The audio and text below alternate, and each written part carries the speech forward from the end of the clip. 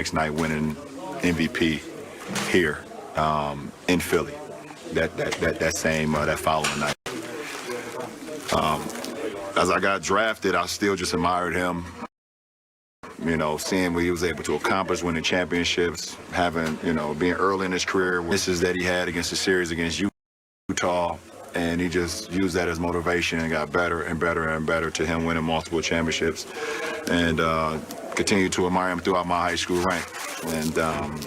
And then as competitors, just seeing the work ethic that he put into the game. He had zero flaws offensively. Zero. You backed off of him, he could shoot the three. You body him up a little bit, he can go around you. He can shoot the mid-range, he can post, he can make free throws. He has zero flaws offensively. And, you know, that's something that I admired as well, just being at a point where the defense will always be at bay, where they couldn't guard you at all offensively, where you just felt like you was just immortal offensively because of your skill set and your work ethic. We take it down to 2008 where we become the Redeem team, and it was a dream come true for me to be able to line up alongside of him. Just admiring him for so many years, and seeing him from afar, and then being able to be in practices with him, and you know, me watching and learning.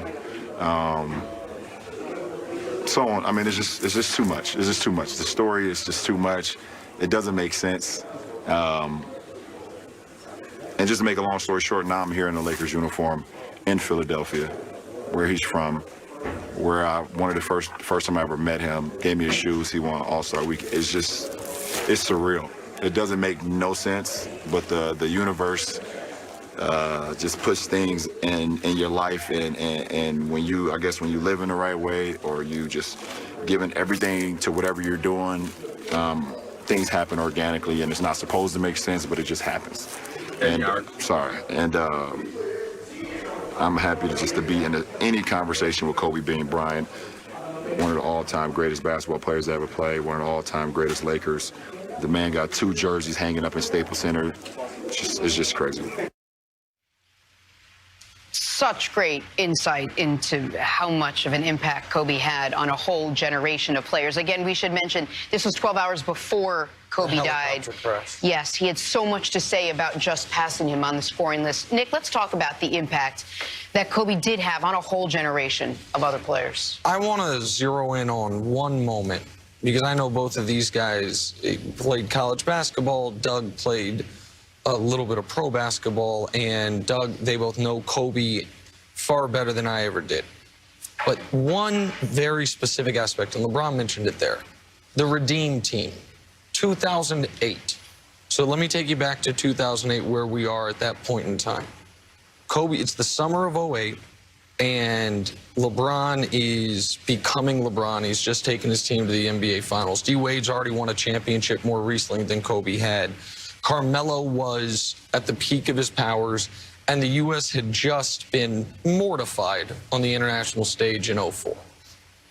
And they are cruising through the Olympics, and then they come up against a Spain team that's been together for a long time, that has pros on it, that really felt like we were the better team. And in that moment, in that fourth quarter of those Olympics, LeBron, Wade, Melo, Dwight, Chris Paul, all those guys looked around and said, Kobe's got this. That's right. Kobe's got this. He scored 13 in the fourth quarter of that game. He fouled out Rudy Fernandez, who was the other team's. And I know it seems very specific, but you still hear those guys reference that time around Kobe, and learning from him as far as what it takes to be a champion, what it takes in those moments. And those are his contemporaries, much less the young, you know, the Lukas and the Giannis's and the guys who came after, who didn't get to go. Giannis played him a little bit, but didn't really get to go up against him. All those guys. Well, it's interesting you bring that up, because I think that's part of what LeBron has run into, is what you want to call it, the Mamba mentality, or how basketball has always been. Like, basketball has always been the best player is taking the last shot no matter what. Right? That's just the way it is. It always felt that way, right? Larry Bird, Magic Johnson, Michael Jordan, they never deferred. And Kobe Bryant never deferred. Right? Even though probably his most famous play at the end of the game is an alley-oop to Shaq. Right. The thought is, our perception, whether it's reality or not, is that he was a closer's closer. He was an unabashed alpha. And that's one of the things that LeBron will probably never live up to, because that's not how LeBron is wired, right? LeBron is more wired, has been more wired, regardless of whether the stats that Nick can bring out tell you otherwise. He's more wired to take the right shot than make sure he's the guy who takes the shot, right? And that was the difference in Kobe. And I think that legend only grows with the Mamba mentality, and how so many of these younger players, the Jason Tatums, the Kyrie Irvings, come to him to study his game and to work with him in offseason. From LeBron, who we just saw, his age group down, if they look at Kobe Bryant, Kobe had everything that young players would want to aspire to and what they would be impressed by. He doesn't get this type of publicity a lot. He's one of the greatest game dunkers we've ever seen. Yeah. There's one where he goes in transition against another defender behind the back and then does a 360. I think it may have been against Denver. I was at Madison Square Garden. We remember Dr. J's iconic layup where he went from one side of the paint into the other with the layup. I was at Madison Square Garden when Kobe did that against the Knicks, but dunked it, all right? So that impresses the young people. And then, to your point, the closer's mentality.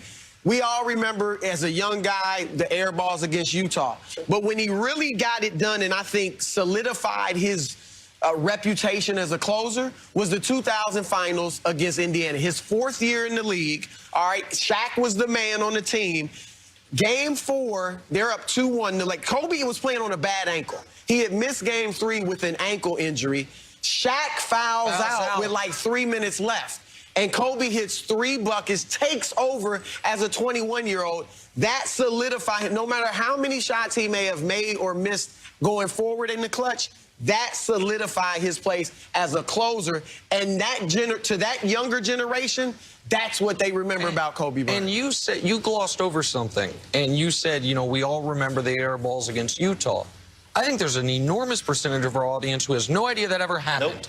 That in Kobe's first few years or in the playoffs, he, even as a literal teenager, was like, nope, I got it, guys. And he did. He missed them. I only bring that up today to say this. For a lot of guys, that would ruin them as far as in those situations. Nick Anderson missed 3 throws, was never the same. And so Kobe as a team took shots that, by the way, I don't believe to this day were drawn up for him. He was just like, nope, coach, I got it. Didn't just miss, airballed, and still always believed, no, this is my shot to take. And you bring up his first championship in year 4, is 21 years old. That same playoff run, he has one of the most iconic plays in NBA history, the oop to Shaq, Game 7 against the Blazers. And people, I guess, rightfully look at those 3 years, because Shaq won the finals MVPs, as Shaq's titles. But you mentioned his first title, 2-1, the swing game of the series. Shaq fouls out, Kobe carries him. The second title, year 2, he's 22 years old. He averaged 29 a game in that playoff run and scored 48 in a closeout game of a playoff series. And then obviously their third title, what he did in the final 3 games against Sacramento, it was scoring 30 in each game. So yeah, he had an unbelievable all-time teammate with Shaq, but they don't win those titles without Kobe Bryant right there alongside him.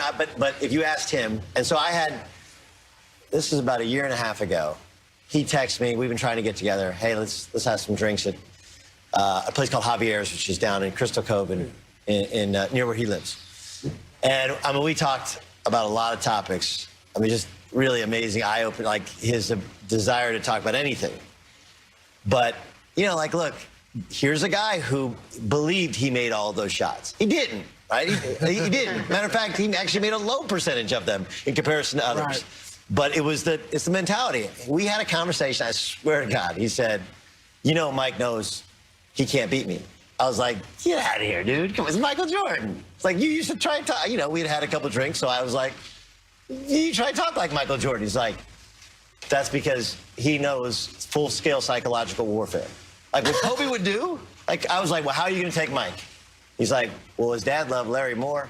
I was like, no, you would not say that. You said yes. full-scale psychological warfare. Like, he was a brilliant human being. So smart. No question. Like, you're sitting having a conversation, somebody comes up and speaking Spanish, and he's instantly bilingual. Luka said 2 weeks ago, Yes. whenever it was, that Luka's inbounding the ball. Luka's 19 years old, or just turned 20. Inbounding the ball, and here's someone behind him speaking Slovenian. Yes. And He spoke turns 5 around. languages, Yes. And it's Kobe. Yes. And speaking Slovenian. Like, No, listen, like, you know, greatest contributions to basketball is he eliminated the high top myth, right? High tops don't actually protect your ankles. So I asked him about it. He goes, man, that's a myth just going back, you know, to the 70s that Converse created because they said they could protect your ankles more. Like, he was literally brilliant, and when left to his devices, it wasn't drugs and alcohol, and it became about business and about knowing all these things, or about a tactician. Like, look, you pointed out, he did have great game dunks. He was not a freak. He did not have the first step of Jordan. He just didn't, right. okay? But he understood angles and pivoting. And footwork. And footwork. And if you went to his daughter's practices, when you watched, there's an incredible amount of detail put into footwork, which everybody kind of glosses over. So he was a savant on a bunch of different levels, and I think that work ethic is one of the great things that he's left for a younger generation. All right, again, the outpouring of emotion, the reaction from fans and former players. Among the many statements yesterday, this from Bill Russell. Janine and I are absolutely shocked to hear the loss of one of my favorite people and one of the best basketball minds in the history of the game. Our hearts and prayers to Vanessa and his girls. Kobe Bryant, you were my biggest fan, but I was yours. Rest in